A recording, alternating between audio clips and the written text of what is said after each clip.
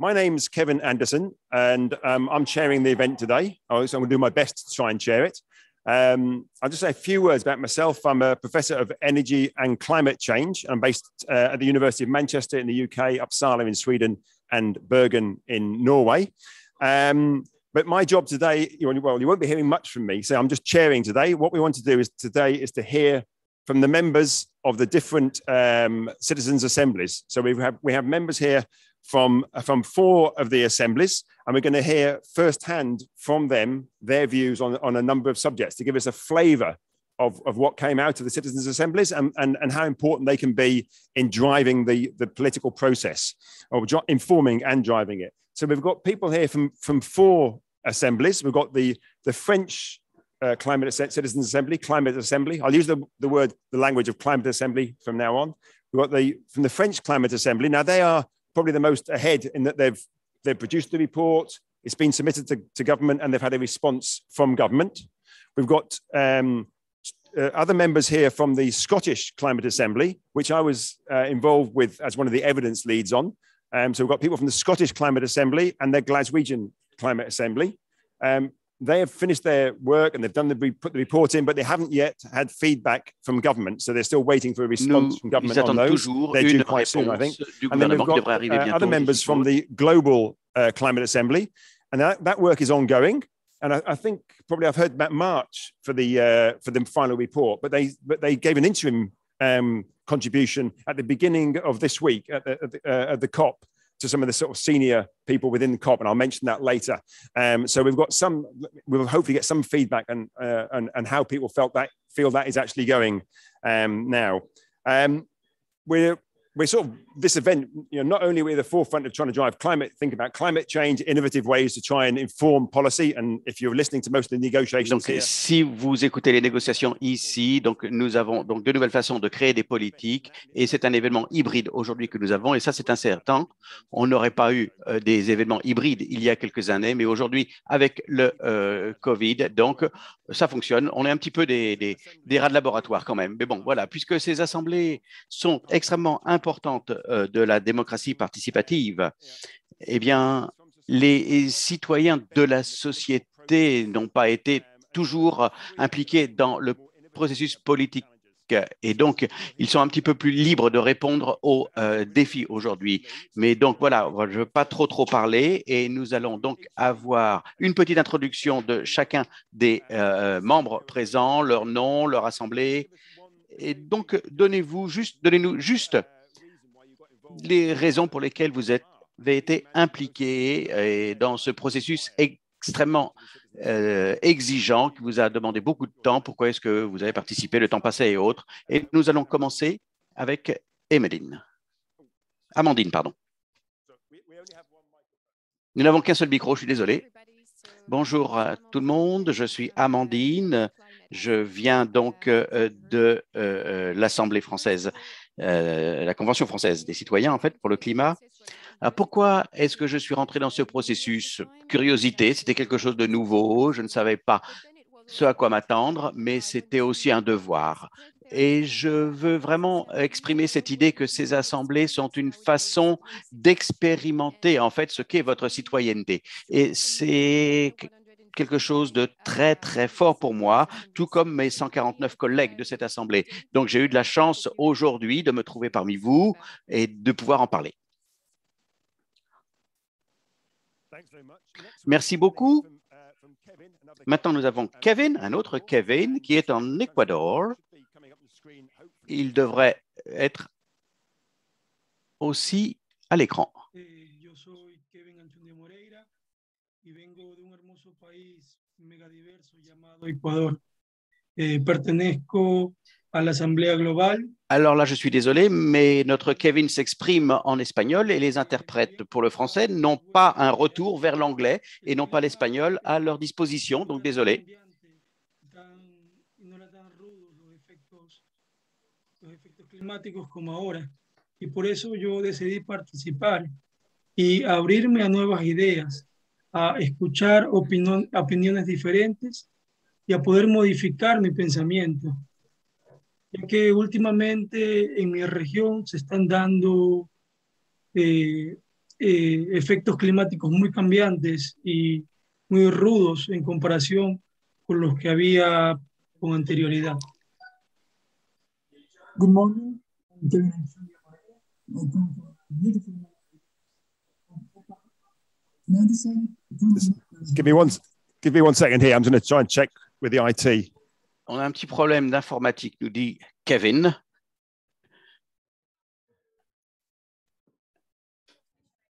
Donc, a priori, il va y avoir une interprétation consécutive, si j'ai bien compris.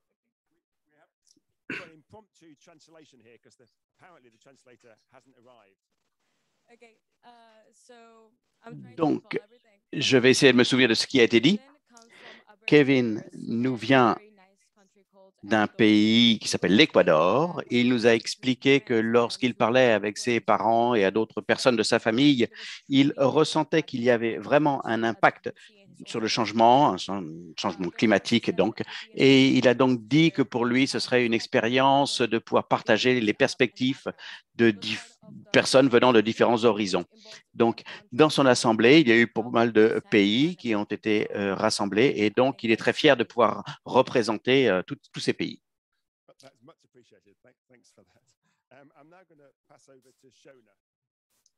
Je passe la parole à Shona. Difficile de suivre. Je suis Shona, je viens d'Écosse et j'ai toujours eu une fascination pour l'environnement. Et ceci a influencé mes choix d'études après l'école. J'ai essayé de minimiser mon impact sur l'environnement à l'époque. Et je voulais donc prendre cette occasion pour jouer un rôle plus important et faire partie donc de cette assemblée écossaise pour le climat. Merci beaucoup. Nous allons passer maintenant en ligne de nouveau. J'espère que ça va fonctionner cette fois. Et nous passons à Tristan, qui devrait être en France. Oui, yes. Yes. Oui. I'm Tristan Je suis donc Tristan from the French Assembly, de l'Assemblée ou de la Convention française pour le climat. And I accept to participate et j'ai accepté de participer it concern all of us. Parce que cela nous concerne tous. And we are the cause of this change et to the nous planet. sommes la cause des changements dont be souffre notre planète. The solution too. Et nous devons aussi en être la solution. Thank you. Merci. Merci beaucoup, Tristan. Ensuite, nous avons Nadine.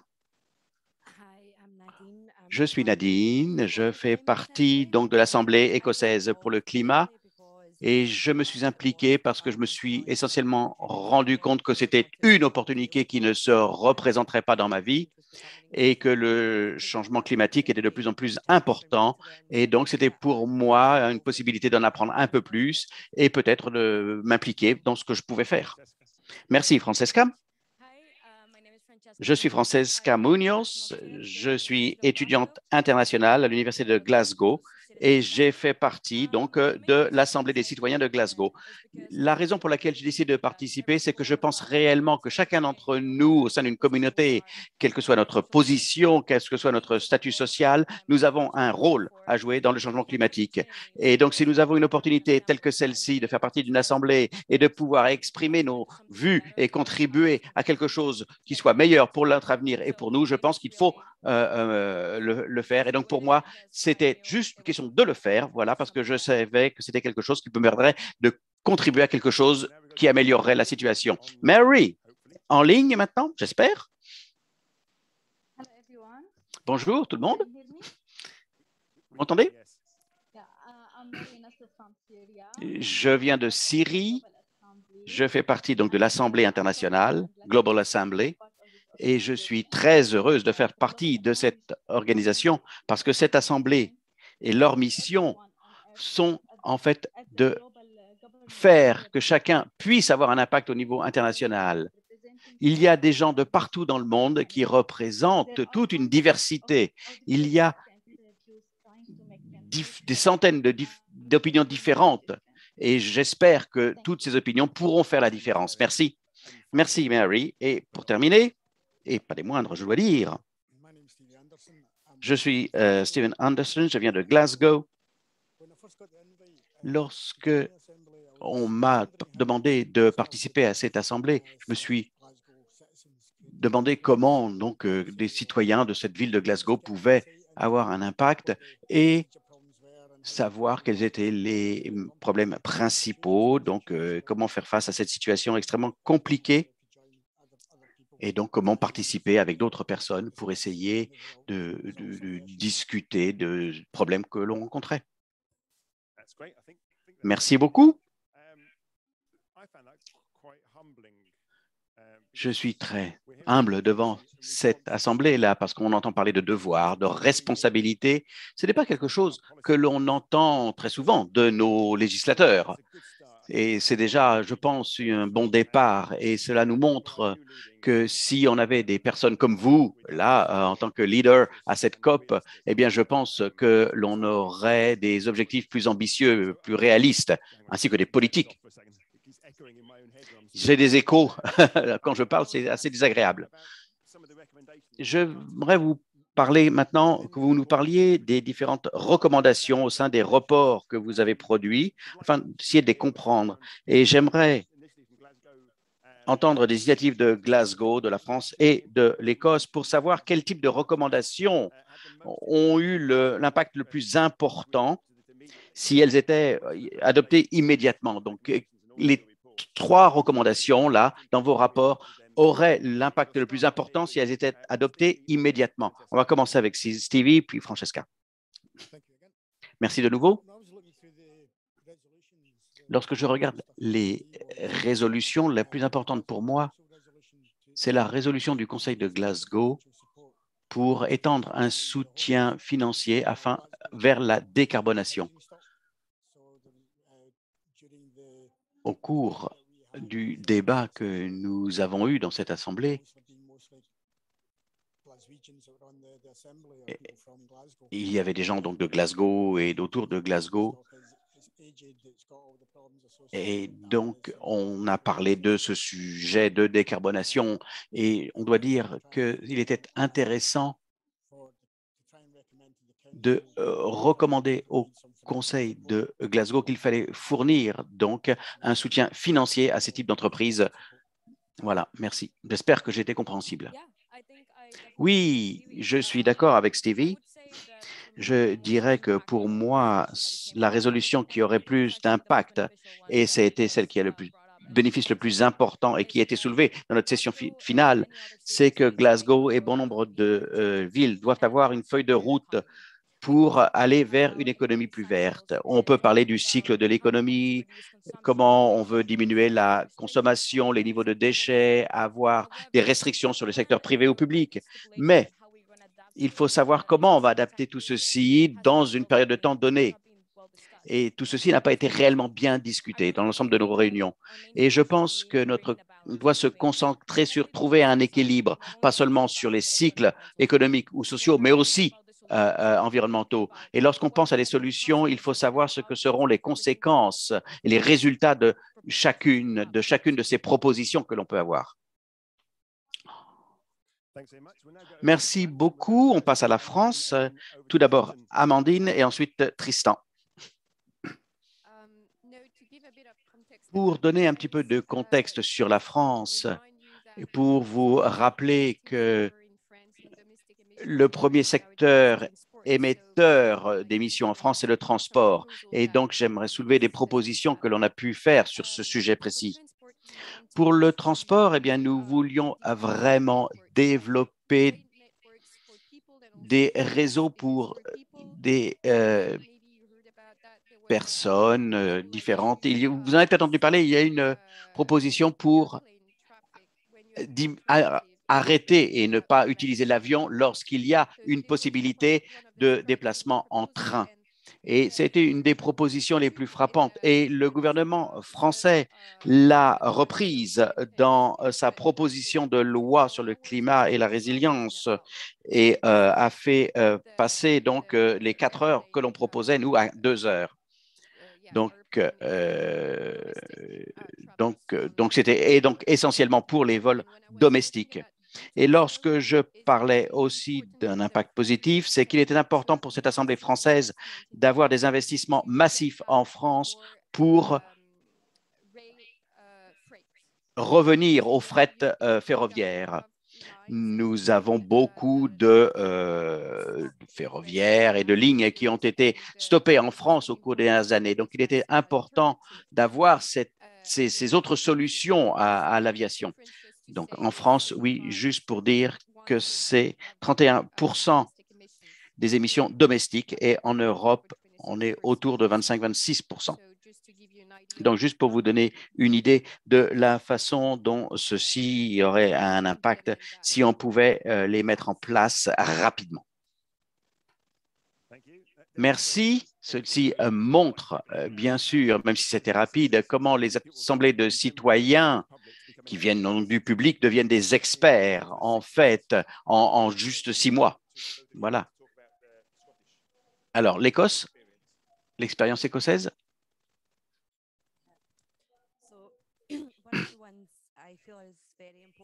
Une qui est pour moi importante, c'est tout ce qui tourne autour des systèmes de transport, subventionner donc ces structures de transport par rapport au transport aérien. Nous devons réduire ce transport et développer des alternatives. Et ça ne prend pas beaucoup de temps pour se rendre dans différents endroits au Royaume-Uni. Donc, il nous faut trouver quelque chose qui soit viable et trouver des alternatives à l'aérien, tout simplement. C'est difficile de choisir juste une action. Ils sont toutes importantes. Mais il faut, pour moi, c'est en lien avec l'éducation. Nous voulons donc avoir un impact sur des changements dans la société. Et il faut développer la prise de conscience de cela pour que chacun comprenne l'impact sur le climat des choix, des actions que l'on a et que l'on fait. Si je devais donc choisir une seule recommandation, ce serait celle qui est en lien avec le transport durable. Et ma raison est qu'environ 40% des émissions en Écosse sont dues au transport et 40% de celles-ci viennent de l'utilisation de véhicules privés. Et si on revient à des statistiques d'il y a quelques années pour Manchester, désolé, il y a plus de 250 millions de déplacements par voiture par an. Et donc, il faut commencer avec ce point-là. Et c'est quelque chose que l'éducation peut encourager, peut soutenir. On peut encourager la transition vers autre chose que l'utilisation de la voiture afin de diminuer l'impact sur le climat de ces déplacements. Donc, il faut utiliser le transport public beaucoup plus, marcher plus, et si le déplacement est de moins d'1 kilomètre, tout simplement. Merci beaucoup. On a beaucoup entendu parler des transports. Point clé, tout ce qui tourne autour du logement et de l'éducation. Donc, voilà des points importants. Et je pense que c'est un bon point de départ pour nos législateurs. Nous allons passer maintenant à l'Assemblée globale. On va passer avec Mary et ensuite revenir à Tristan pour qu'ils nous disent quels étaient les messages clés qu'ils ont fait passer au début de cette COP. Je peux dire que le message clé de notre déclaration, c'est d'avoir un avenir durable pour notre planète. Il y avait 5 points dans notre déclaration. Je peux en parler de 3 et mon collègue discutera des 2 autres. Tout point, c'est de donner la meilleure chance à l'humanité de faire face à ce changement climatique et d'avoir des mécanismes de recommandation. Deuxième point, désolé, mais le son est très, très mauvais. Hein. Il nous faut avoir des capacités de faire des actions en faveur du climat. Et troisième point, tourne autour de la nature. L'écocide est reconnu. On sait que la nature a une grande valeur. L'écocide doit être codifié, pas seulement au niveau national, mais aussi international. Et il faut que les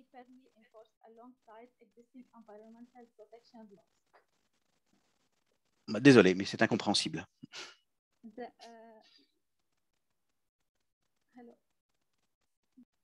Sorry, did you have something more to say there, Mary?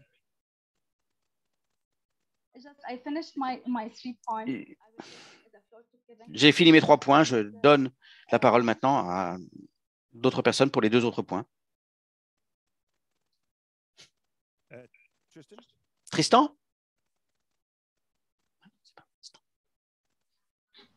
Yes, oui. Oui. Donc, avec Amandine, en fait, on avait décidé de cibler les 2 plus gros postes d'émissions de gaz à effet de serre. Donc, elle avait parlé des transports. Donc, moi, j'ai axé sur le 2e poste, qui est l'agriculture, qui représente 36% des émissions nationales. Et donc voilà, j'ai parlé des mesures qui étaient axées sur l'agroécologie, donc c'est-à-dire une écologie une agriculture plus responsable et plus durable. Et donc dans ce paquet agroécologie, on avait décidé plein de mesures en fait, mais j'ai juste mettre en lumière celles qui sont le plus impactantes pour pas trop non plus prendre de temps. Et donc, celle qui est la plus importante dans le paquet, c'était la fin des engrais azotés. Donc, les engrais azotés, bon, c'est un fléau en fait qui pollue beaucoup l'agriculture depuis pas mal d'années. Et donc, il y a 2 mesures qui concernent ce problème-là. Donc, la première, c'est de taxer, d'augmenter les taxes sur les engrais azotés en augmentant la taxe sur les produits polluants. Et la deuxième mesure, c'était une sortie progressive de ces engrais azotés. Donc, on avait décidé un calendrier de sortie progressive, avec un échéancier pour que d'ici 2040, on en ait fini avec ces engrais azotés. Et donc, voilà, le but, en fait, c'est de transformer l'agriculture. Donc, c'est un gros effort qu'on demande aux agriculteurs en France. Mais donc, si on veut impacter fortement les émissions de gaz à effet de serre, il faut passer par là. Donc, voilà, ce sera tout pour moi. Thanks so much, Tristan. Merci beaucoup. Welcome. J'ai déjà fait une petite erreur. On aurait dû passer à Kevin d'abord, mais merci de votre contribution, Tristan. Kevin, votre réflexion sur la déclaration.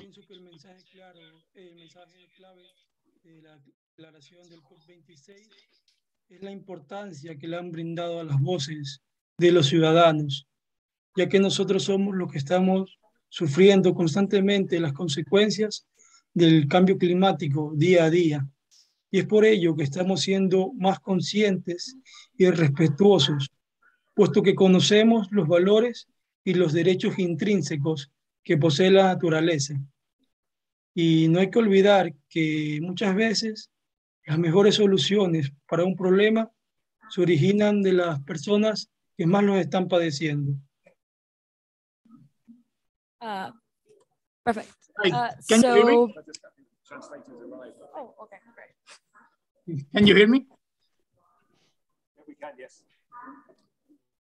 I think the most Je important pense que le message le plus important de cette déclaration à la COP26, c'est l'importance donnée à la voix des citoyens, parce que nous sommes ceux qui souffrent des conséquences du changement climatique. Et de par ce fait, nous sommes beaucoup plus conscients et respectueux, parce que nous reconnaissons les droits et la valeur de la nature, sans oublier quelquefois que les solutions viennent en fait directement des personnes qui souffrent de ce problème. Se habla de luchar contra el cambio climático, estamos hablando de un tema de justicia y de derechos humanos, ya que los efectos que genera el cambio climático afectan directamente a muchos de los derechos humanos que son fundamentales. The second point is that Deuxième point, lorsque l'on parle de la lutte en faveur du changement, on parle là des incendies, on parle aussi de la Déclaration des droits de l'homme, parce que ce sont des problèmes qu'il nous faut résoudre. Merci. Thanks very much there. Merci beaucoup. Ce qui était clair pour ces contributions, c'est que l'équité est vraiment importante lorsqu'on doit faire face au changement climatique. Et si on en revient à toutes les COP, c'est équité internationale, même nationale, qui s'est affaiblie au cours du temps. Mais pour les gens qui sont impactés, c'est vraiment un point extrêmement important. Et pour toutes ces assemblées, l'équité a été importante, aussi bien pour cadrer les questions que les membres devraient prendre en considération, mais aussi dans les recommandations. On le voit reflété dans ces recommandations. Mais toutes les assemblées qui sont en fait des versions des différents pays, ce sont des groupes de personnes très divers au sein de ces assemblées. Et ma question, c'est vraiment de savoir, en lien avec ce point d'équité-là, comment est-ce que vous avez fait face à ce point avec une participation si diverse? Et je vais commencer avec Amandine et Tristan. Peut-être je peux donner la parole tout d'abord à Tristan, parce que c'est lui qui devait donner la première partie de la réponse. OK. Donc, pour nous, la justice sociale, ça a été un point hyper important dans le processus. Et donc, ça a été dans le contrat dès le départ, parce qu'on a bien vu que, en tout cas en France, l'histoire nous a montré qu'à chaque fois qu'on laissait de côté la justice sociale, ça se finissait jamais très bien. Donc là, le plus récent exemple, c'est les Gilets jaunes qui ont lieu il y a 3 ans environ.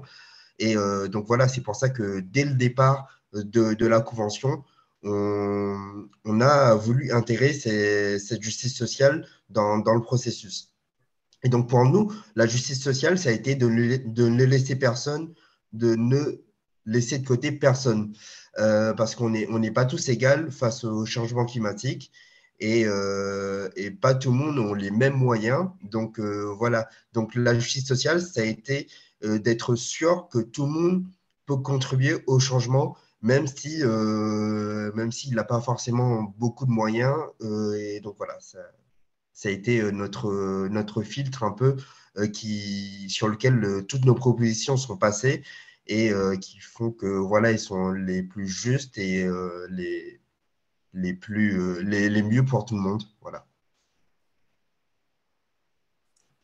Je vais donc continuer et pour vous donner après des exemples concrets de propositions avec l'articulation de l'impact et du respect de cette équité et de justice sociale. Il y a eu une proposition qui était importante pour les Français, pour l'Assemblée française, qui est la conception d'une nouvelle solidarité alimentaire pour permettre à tout le monde d'avoir accès à une nourriture durable. Il est extrêmement important que ce point soit mondialisé, que tout le monde ait un accès à cette alimentation durable, puisque nous voulons donc développer, avoir un monde résilient demain et équitable. Mais on se rend compte que ce n'est pas tout le monde qui a accès à ce type d'alimentation et qui peut se le permettre. Et donc, nous avons décidé d'avoir cet outil supplémentaire pour aider les gens qui ne peuvent pas se permettre et donc ils doivent être aidés. Il y a d'autres mesures, d'autres exemples sur la rénovation des logements. Ça a été là une proposition clé de l'Assemblée française, mais il faut aussi être capable de se le permettre. Et donc, de nouveau, c'était une des préoccupations. Et dernièrement, d'avoir des préparations pour les agriculteurs. C'est là dans l'attention que l'on va donner aux négociations tripartites. Tristan nous parlait plutôt du fait que les agriculteurs doivent s'engager, faire des efforts pour aller vers un nouveau système d'agroalimentation et donc ils doivent aussi être financièrement soutenus pour ce faire. Merci beaucoup. La parole est à l'Écosse. Nous pensons que c'est très important de s'assurer que tout le monde puisse s'alimenter correctement et nos recommandations ont donné quelques exemples de cela. On veut recommander des taxations là-dessus. Les gens qui ont peu de revenus doivent pouvoir également arranger leur logement. Et un autre exemple, c'est on a recommandé que les gens qui aujourd'hui travaillent avec des systèmes qui rejettent du carbone soient formés pour pouvoir passer à autre chose. Une recommandation, c'est plutôt une question à laquelle on voulait répondre, c'est cette histoire de justice sociale.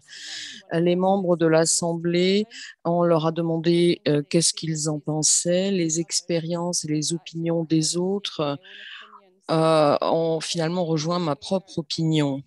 On doit se rendre compte qu'il est extrêmement important de s'assurer que le changement devienne une réalité, qu'il soit juste et équitable pour tout le monde.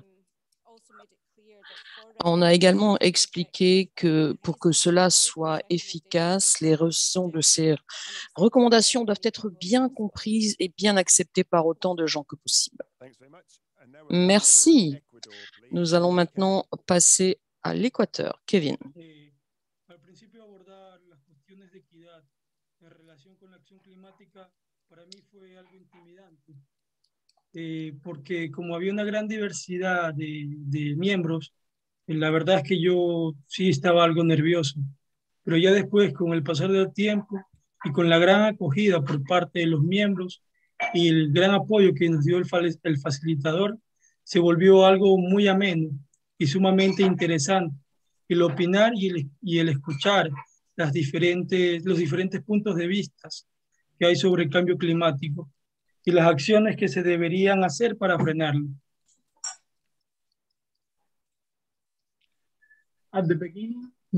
Au début, tout ce qui était lié au changement climatique n'a pas été bien intégré.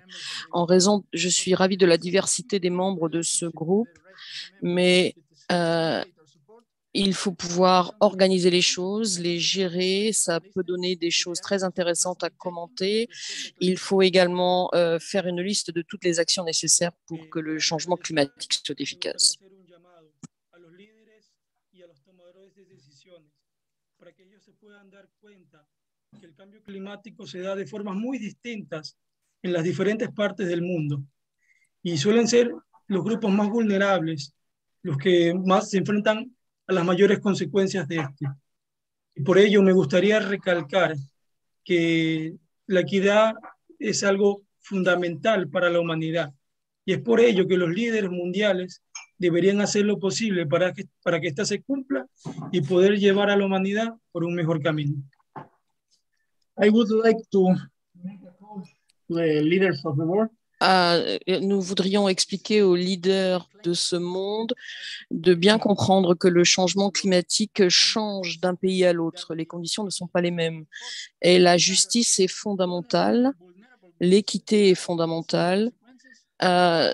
Il faut comprendre les conséquences qui impacteront tous les pays.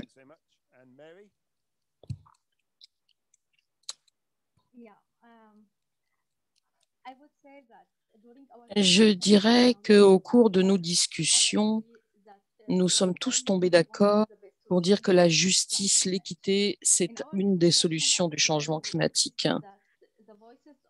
Les voix de la plupart des gens affectés par ce changement climatique doivent avoir plus de portée, doivent être écoutées. On a beaucoup travaillé là-dessus pendant nos discussions. Comment le monde va accepter le changement climatique? Comment les gens vont accepter, pourquoi pas, des fois de perdre leur maison, leur terre? On écoute également les experts qui nous expliquent que l'on doit regarder quelle est la cause du problème. Et le problème est dû à plusieurs choses, bien évidemment. À cette COP 27, on doit vraiment faire le maximum. Ce n'est plus acceptable que des pays utilisent l'énergie fossile. Les gens meurent aujourd'hui à cause du changement climatique. Et je crois que maintenant, il faut vraiment parler de justice, d'équité. Merci, Mary, Stevie et Francesca.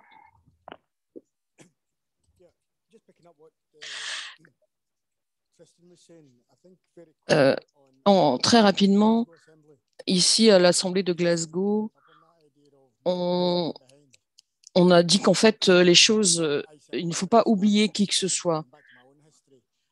Si je regarde ma propre histoire, j'étais ingénieur dans les années 80-90 et c'est dans un domaine qui était en pleine destruction en Écosse, malheureusement en Grande-Bretagne, et j'ai dû me former à faire autre chose. Il n'y avait plus de travail et les politiciens, les législateurs doivent s'assurer que les choses et les gens soient formés aux nouvelles technologies, que ce soit les gens qui ont des emplois aujourd'hui qui vont peut-être disparaître. Il faut vraiment savoir les former, reformer ces gens. Il ne faut pas oublier qui que ce soit, il faut laisser personne derrière. Cette notion est fondamentale également. Tout le monde doit être responsable de trouver des solutions. Tout le monde doit pouvoir trouver des solutions. Voilà, mais personne ne doit être oublié. Je suis d'accord avec à peu près tout ce qui a été dit. C'est une époque fantastique pour discuter de tout cela. Dans cette COP, on a beaucoup parlé d'égalité des genres, l'égalité de justesse, comment ça pouvait co-affecter les systèmes sur le changement climatique. Il ne faut pas oublier que les solutions que l'on trouve, les propositions que l'on trouve dans ces conférences, après toutes ces discussions, doivent prendre en compte les gens qui sont le plus affectés. On dit qu'il faut faire des conférences comme celle-ci, dans des pays comme la Grande-Bretagne, les États-Unis, les pays européens, et on oublie quand même les gens qui sont le plus affectés, tous les autres pays qui sont laissés de côté, qui ne sont pas suffisamment représentés dans ce type de situation. La possibilité en tant que citoyen que nous avons de parler, c'est plus qu'une opportunité de s'exprimer, c'est une nécessité absolue. Il faut que l'on soit pris en considération, que notre voix soit entendue. L'un des points principaux dont on a discuté est la chose suivante. Le gâchis alimentaire, c'est un énorme problème. Un problème économique, il faut le voir plus que comme une perspective de business. On n'a pas suffisamment de ressources et on jette pourtant. S'il y a beaucoup d'aliments chez Tesco, dans les autres supermarchés, qui sont gâchés, qui sont jetés, comment est-ce qu'on peut s'assurer que ceci soit mieux utilisé? L'une des solutions dans l'Assemblée du climat, c'était il faut prendre cet aliment, il faut prendre ces ressources, mieux les utiliser. Ça doit être conçu par le gouvernement pour les gens et donné aux gens qui en ont le plus besoin. Merci beaucoup. Le message clé ici, pour vous paraphraser un petit peu, c'est que l'équité, la justice, c'est pas bien simplement, c'est une nécessité absolue qui est au cœur même de ce changement climatique. Equity, l'équité entre les nations, d'une nation à l'autre, c'est fondamentalement au cœur de toutes les discussions que l'on doit avoir ici. Ne pas oublier cette justice.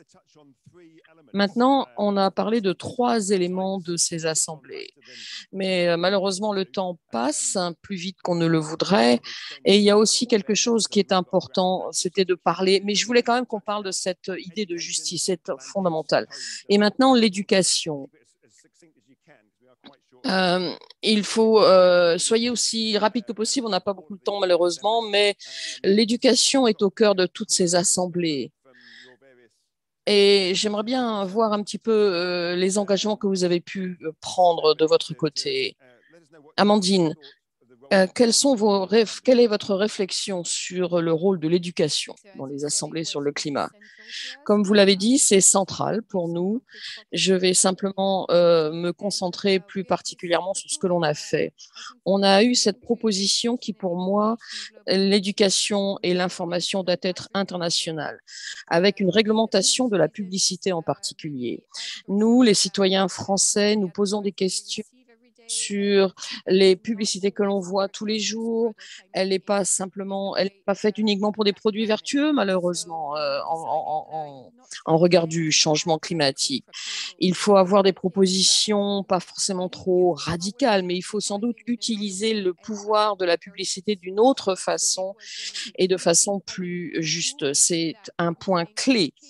Et l'éducation, l'information du consommateur, du citoyen, tout doit être fait en ce sens. Le CO2 également, ces pertes en émissions de carbone, ça a un impact sur ce que vous achetez, sur la façon dont vous achetez, mais ça va au-delà. On a également discuté du rôle de l'information en règle générale, plus globalement. Et une information claire et bien partagée peut avoir un impact fondamental dans le changement des habitudes de consommation et aussi dans le changement et chez les industriels. On touche ici un point très important, le sujet de l'information, mais il peut y avoir plusieurs rôles clés à jouer.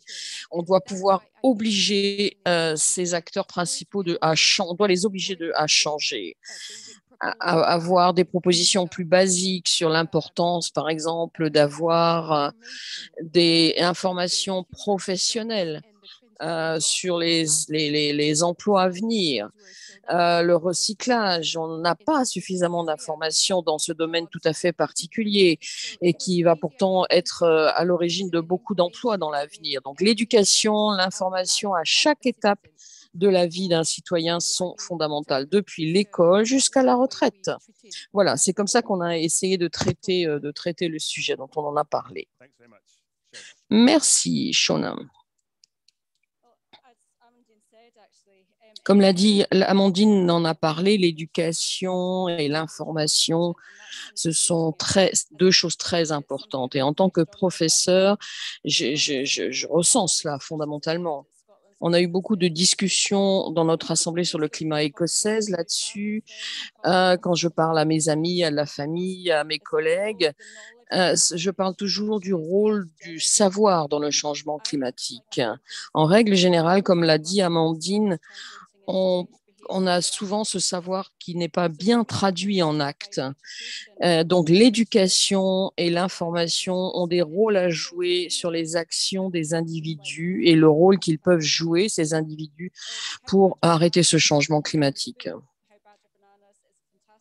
C'est des points fondamentaux. C'est une idée qui doit être développée. L'information doit être plus disponible et plus facilement. Je peux vous donner un exemple. Acheter les produits saisonniers, acheter depuis des producteurs locaux, plutôt que d'aller au supermarché, acheter des tomates qui ont voyagé, ce n'est pas une bonne chose. On peut éduquer les gens là-dessus. Comment est-ce que ces tomates, elles poussent dans une serre, par exemple? Pourquoi, avec quoi on les fait pousser? Il faut informer les consommateurs. Et l'éducation, l'information ont un rôle, ont un impact important. Merci. Malheureusement, le temps passe. J'espère que je vais passer au problème suivant, qui est l'utilisation de la terre. C'est bien évidemment fondamental. Alors, Francesca, comment avez-vous abordé ce sujet de l'utilisation de la terre? Land use, l'utilisation de la terre, c'est un sujet fondamental dont on n'a peut-être pas suffisamment parlé et c'est très dommage.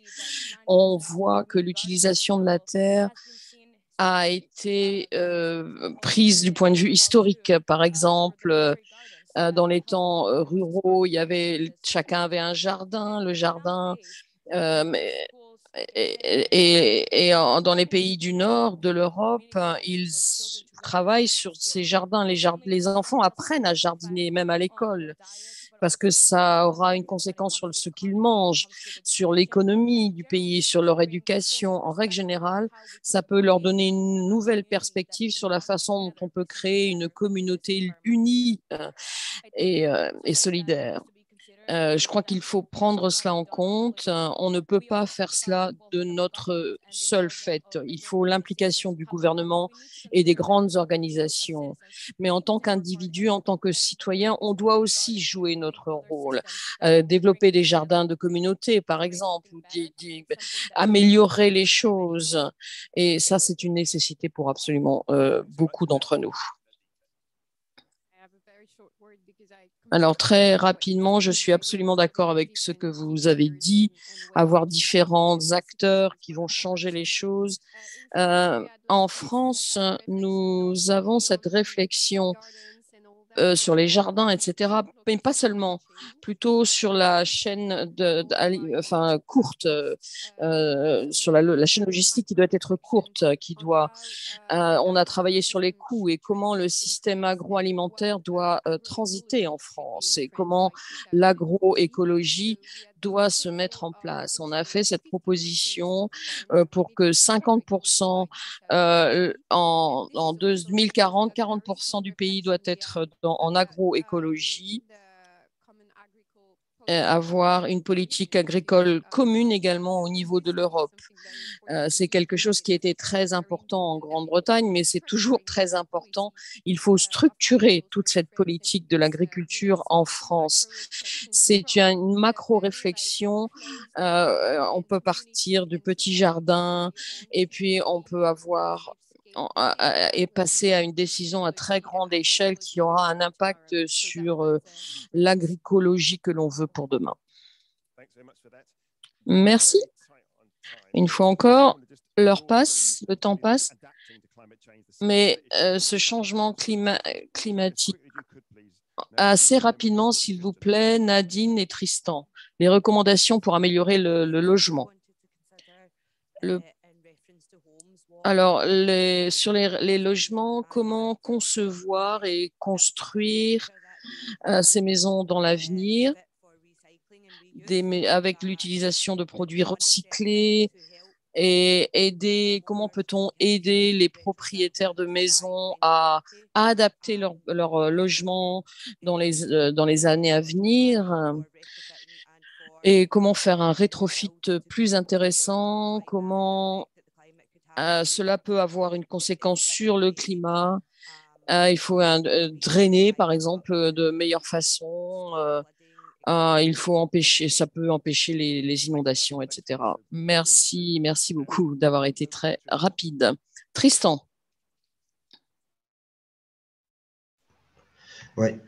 Donc, la mesure la plus importante du groupe logement de la Convention, c'était la rénovation. Et donc, dès le début, on a vu qu'il était important aussi de faire des rénovations globales et non partielles, parce qu'on avait rapidement compris en fait que ça ne servait à rien de rénover juste partiellement. Donc, le but, c'était de rénover globalement. Et donc, allié à ça, on avait un système de prêt. Et tu remboursais le prêt sur les économies d'énergie en fait que tu faisais après la rénovation. Donc, on avait construit tout un système en fait qui faisait que les particuliers, enfin tout le monde avait accès à une rénovation plus facilement. Et donc voilà, c'était un des éléments clés. Je ne peux pas être plus rapide. Thanks so much, Justin. Merci. On a quelques bons exemples de toutes les politiques, les paysages qui ont été pris en compte dans les différentes assemblées. Maintenant, il faut essayer d'en retirer ce qui aura un impact politique concret. Qu'est-ce qui va ressortir des rapports que vous avez produits? Et c'est un document très intéressant. On peut peut-être commencer avec les assemblées françaises. On a eu le feedback de leur gouvernement. Donc, Tristan, c'est à vous à nouveau. Oui. Donc, le retour qu'on a eu sur le gouvernement, donc il était, c'était assez mitigé. Sur certaines mesures, on était très content parce que ça a été appliqué très rapidement.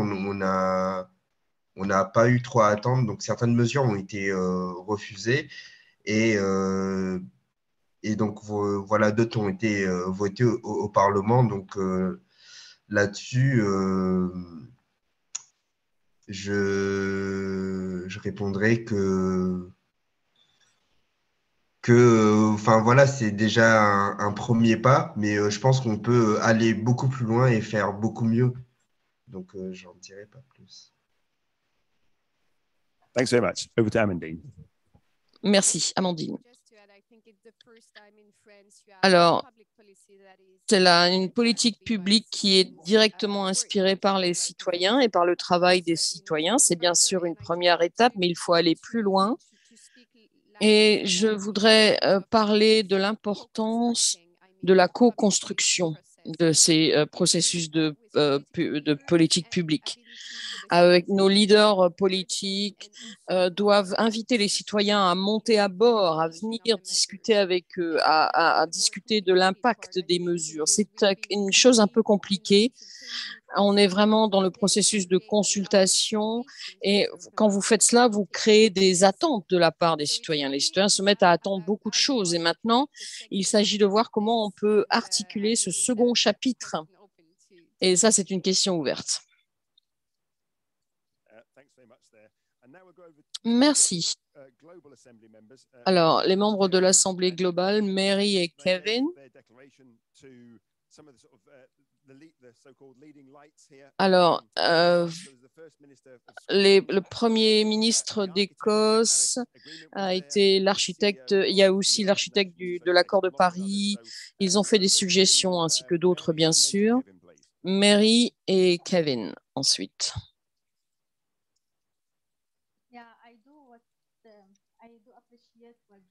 J'apprécie ce qui a été dit dans cette déclaration.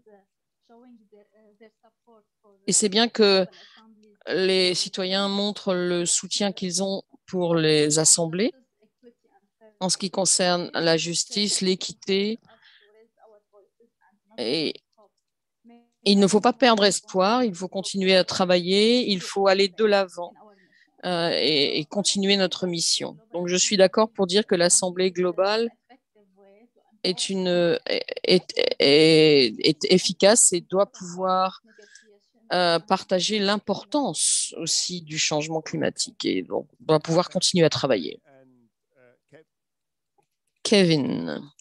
Me pareció a mí muy importante que se hayan podido dar unas recomendaciones a nuestras propuestas, ya que esto me hace dar cuenta que así como nosotros los ciudadanos nos estamos tomando en serio el cambio climático, también lo están haciendo los líderes, ya que ellos han estado muy pendientes y nos han corregido de la manera adecuada.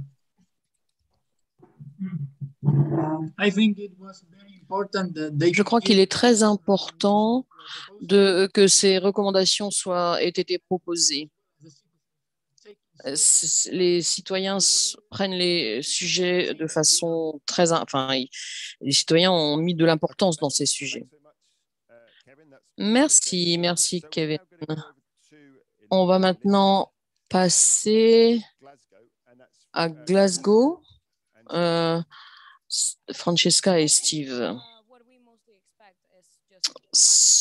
Ce que l'on espère maintenant, ce sont des actions. On continue à parler de ce qui va se passer dans 2-3 ans, que c'est maintenant une urgence, mais c'est en train de se passer, on n'a pas compris, et c'est en train de se passer depuis des années. On ne fait que discuter, et on a ces grands événements qui sont organisés, mais il semble qu'aucune action ne soit prise, il n'y a pas de suite. Quand il s'agit de parler de l'avenir, ce n'est pas simplement nos espoirs et ce que l'on a envie de faire, mais il faut prendre les choses au sérieux, il faut prendre ce que dit le citoyen au sérieux. Il faut faire quelque chose de ces propositions faites par le citoyen. On parle de ce sujet depuis tellement d'années maintenant et pourtant, on ne voit pas beaucoup de progrès. Et à ce moment-là, ça ne vaut pas le coup de continuer à discuter si rien n'est fait. Je dirais la même chose. J'espère que, pas simplement à Glasgow, mais au niveau du Parlement écossais, au niveau du Parlement britannique, qu'ils prennent en compte toutes nos recommandations que toutes ces assemblées font, qu'ils regardent l'impact que font les assemblées en France ou les assemblées internationales ou en Grande-Bretagne. Il ne faut pas faire trop de querelles internes, autrement il faut continuer à utiliser le train plus souvent, des choses comme ça en fait, pas simplement en parler. J'espère que dans l'avenir, les recommandations des assemblées deviennent des conditions. Vous devez le faire, voilà, et c'est tout. Pas simplement vouloir le faire, mais le faire vraiment. Et ça, c'est, voilà, agir. Merci beaucoup. Alors, l'Assemblée écossaise maintenant, après Glasgow. J'espère que les recommandations seront prises en considération de façon sérieuse, pas simplement celles qui plaisent au gouvernement, mais toutes les recommandations. On a discuté de ces recommandations au cours des assemblées et j'espère que nos ministres, en tout cas certains ont été très enthousiastes, d'autres étaient pleins de passion et maintenant on va voir quelles recommandations ils adoptent et quelles recommandations sur lesquelles ils vont réfléchir. On a hâte de voir ça. Notre travail devrait résulter en action, se transformer en action et que des changements se passent dans la société, dans nos organisations. Nos recommandations, espérons-le, auront un impact sur ces changements climatiques. Il faut faire ces changements, il faut que ces changements se passent. Et il faut véritablement aller de l'avant et continuer. Donc, je vais mettre de la pression. Quel changement allez-vous faire aujourd'hui? Voilà, ça, c'est la dernière question qu'on doit poser. C'est une façon très superbe de finir. On a eu un sens de la valeur de ces assemblées diverses et variées. Et je voudrais quitter cette assemblée écossaise avec un grand degré. J'étais partie au départ avec beaucoup de scepticisme, mais je suis complètement convertie maintenant par ce processus. Je suis très enthousiaste sur ces assemblées sur le climat. Pas simplement pour guider les législateurs, mais pour informer avec des actions concrètes. Pas simplement d'ailleurs informer sur les politiques, mais aussi sur le temps qu'il nous reste. On a eu des discussions sur ce que l'on doit faire aujourd'hui, demain et dans les années à venir, jusqu'en 2030. Si on regarde les titres principaux, c'est net zéro en 2020, mais la plupart en 2050, mais la plupart d'entre eux seront morts ou à la retraite. Mais c'est pas ce qu'on voit quand on agit. Aujourd'hui, la question qu'il faut poser, c'est que fait-on aujourd'hui? Et les citoyens ont la parole, doivent avoir la parole pour aider les législateurs. Et il faut écouter le citoyen. Je pense que, à part le Premier ministre de Barbade, on n'a pas entendu elle a vraiment capturé l'attention d'absolument tout le monde lorsqu'elle a parlé. Nos leaders politiques jouent au poker avec notre avenir. Ils essayent d'utiliser, de tirer le meilleur parti pour eux-mêmes, pas pour le bien-être des citoyens. Alors, c'est vrai dans beaucoup de pays, mais quand on écoute les contributions ici, elles sont bien plus véritables, bien plus vraies. Elles donnent elles sont pleines d'intégrité, elles amènent à la réflexion. Et c'est pas un jeu de poker auquel on est en train de jouer ici, voilà. Et il faut. Mais donc, je voudrais vous remercier, chacun d'entre vous, pour votre contribution, pour vos contributions. Je voudrais remercier tous les gens qui ne sont pas présents aujourd'hui avec nous, mais qui ont travailler beaucoup dans les assemblées du citoyen. Merci au secrétariat qui nous a aidés à travailler sur ce processus. Ça a été un gros travail, mais je crois que ça valait vraiment le coup. Donc, merci beaucoup. Merci à tous. Et on est pile à l'heure. Incroyable. Première fois de ma vie que je suis à l'heure, dit Kevin.